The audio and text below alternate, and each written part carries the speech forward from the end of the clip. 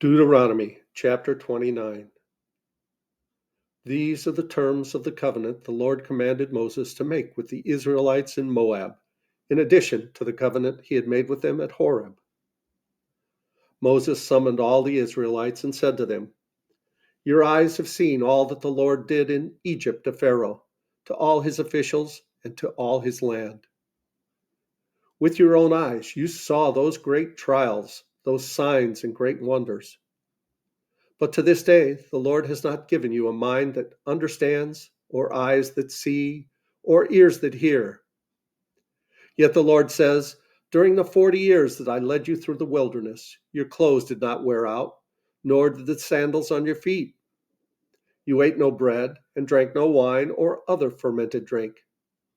I did this so that you might know that I am the Lord your God. When you reach this place, Sihon, king of Heshbon, and Og, king of Bashan, came out to fight against you, but we defeated them. We took their land and gave it as an inheritance to the Reubenites, the Gadites, and the half-tribe of Manasseh. Carefully follow the terms of this covenant so that you may prosper in everything you do.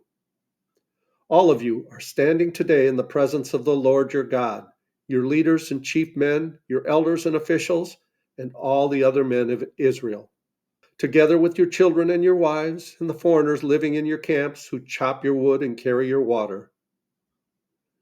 You are standing here in order to enter into a covenant with the Lord your God, a covenant the Lord is making with you this day and sealing with an oath, to confirm you this day as his people, that he may be your God as he promised you, and as he swore to your fathers, Abraham, Isaac, and Jacob. I am making this covenant with its oath, not only with you who are standing here with us today in the presence of the Lord our God, but also with those who are not here today. You yourselves know how we lived in Egypt and how we passed through the countries on the way here. You saw among them their detestable images and idols of wood and stone, of silver and gold. Make sure there is no man or woman, clan or tribe among you today whose heart turns away from the Lord our God to go and worship the gods of those nations. Make sure there is no root among you that produces such bitter poison. When such a person hears the words of this oath and they invoke a blessing on themselves, thinking, I will be safe, even though I persist in going my own way, they will bring disaster on the watered land as well as the dry. The Lord will never be willing to forgive them. His wrath and zeal will burn against them. All the curses written in this book will fall on them, and the Lord will blot out their names from under heaven. The Lord will single them out from all the tribes of Israel for disaster, according to all the curses of the covenant written in this book of the law.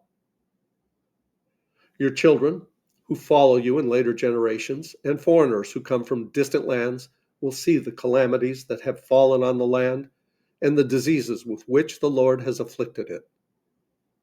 The whole land will be a burning waste of salt and sulfur, nothing planted, nothing sprouting, no vegetation growing on it. It will be like the destruction of Sodom and Gomorrah, Admah, and Zeboim, which the Lord overthrew in fierce anger.